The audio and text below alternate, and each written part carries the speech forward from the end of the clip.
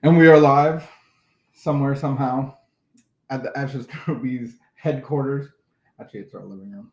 Is this our dining room or living room? Well, this Both. would be our. This is our dining room, but That's our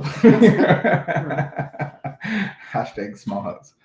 Welcome to the Ashes Rubies podcast and live stream, where we talk about life and recovery and a little bit more. a little bit. Man, we're back. We've changed up our pattern. It's good to mix things up a bit, and we took a break of doing our morning meditation online. There's so much in between the last time and now. There's weddings and there's stuff, motorbiking and fitness and so much stuff. We hope you had a good summer too. We hope you had a great summer. Do you feel summer's over? Yeah. It was 31 degrees yesterday. I feel like it's going to be around the same today. So. Is the seasons changing dependent on weather in your heart? Or is it more about the weather? Is it the date rhythm. Or the weather? The rhythm. Okay, rhythm. So it's more date oriented. Yeah, I'm more like. Well, it's around rhythm of responsibilities. Oh. So we got LifeLab coming up. That's what you're talking about. In our culture, we change the rhythm of our responsibilities based on the weather because we have such a short period of time that's warm. Yeah. In my heart, I change it up. So in winter to spring, I say spring is May. We might get March, because it's March break. I feel winter is over in March. But oftentimes we get snow. And I never really know what you mean by that because you just talk about, I don't know, you make decisions that have nothing to do with weather or anyway, that's you. Anyway. That's you. And today I release it. I looked at Sure. Today I looked out our window and what did I see? Fog. Okay, I saw fog, but I saw at least, I didn't count them, but I think it was 15 little children waiting for a school bus. And that's what I was like, yeah, I think the season is changing. The season is upon us. And so that's fall. The fall season is upon us. When I see the little children, I still get anxiety. Is it anxiety?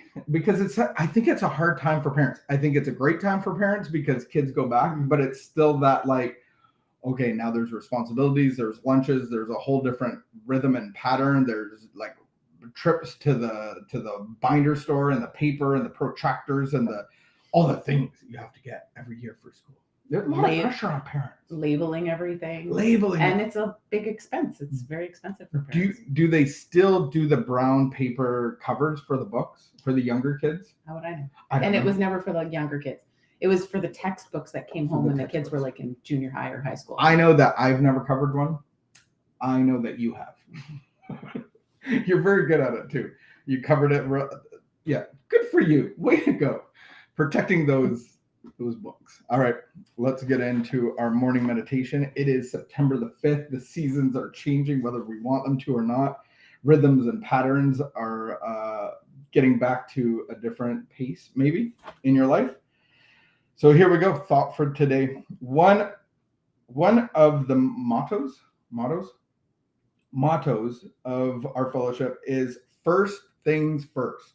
First things first. This means we should always keep in mind that alcohol is our number one problem. We must never let any other problem, whether of family, business, friends, or anything else, take precedent in our minds over our alcoholic problem. As we go along in our fellowship, we learn to recognize the things that may upset us emotionally.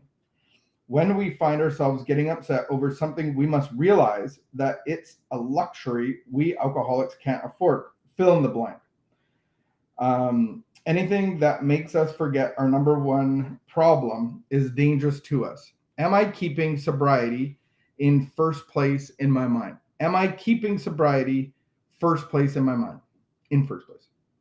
Here's our meditation. Spiritual progress is the law of your being. Spiritual progress is the law of our being. Try to see around you more and more the beauty and truth, knowledge and power. Today, try to be stronger, braver, more loving as a result of what you did yesterday.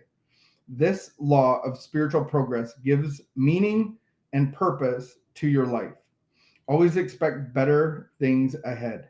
You can accomplish much good through the strength of God's Spirit in you. Never be too discouraged. The world is sure to get better in spite of setbacks of war, hate, and greed. Be part of the cure of the world's ills rather than part of the disease. Meditation and thought for today. Any thoughts? Be part of the cure as opposed to part of the problem. It's kind of nice to be on that side. To be on the cure, to be like a contributing member of society as opposed to just like at wit's end all the time. Mm-hmm. I think it started out for me startling as first things first, where I'm focused on my problem. And I think at some level it was well-rounded because I have something within me that my real problem, my dilemma is lack of power. So where do I get this power? I get it from God through a daily relationship with him.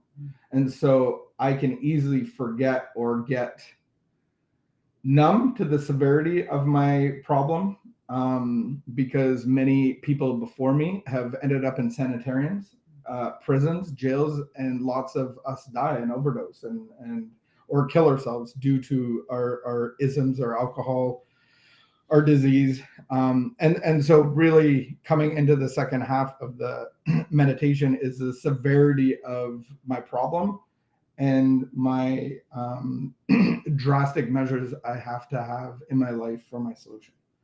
And so then as I have the power of God through a relationship, it solves my other problems.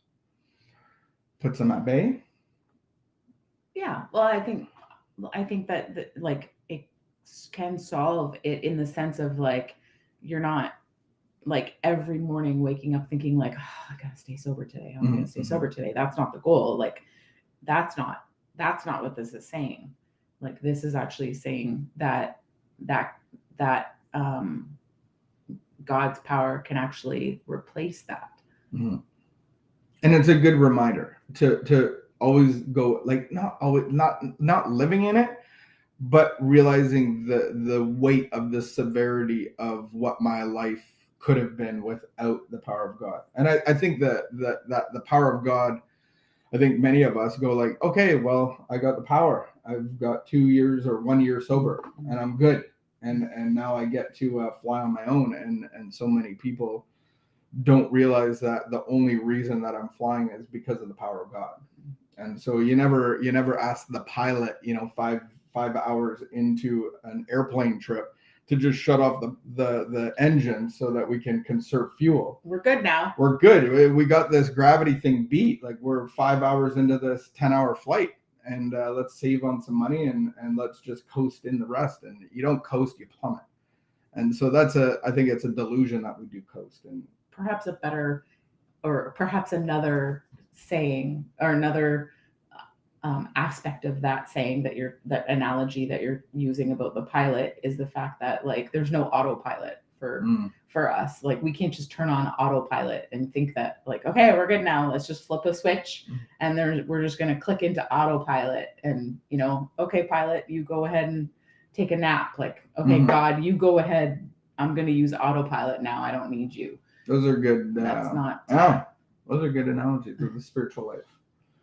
Good stuff. Wow. Welcome back to school, kids. All right. Good morning, everybody. And we are going to pray our way into this day, out of this meditation and into the rest of the day. And our prayer is, I pray that I may keep progressing in the better life. I pray that I may be a part of the forces of good in this world. Amen. All right. We will see you hopefully maybe sometime today, maybe sometime tomorrow, this week. Until then, keep the peace, be of good behavior, and we will see you soon.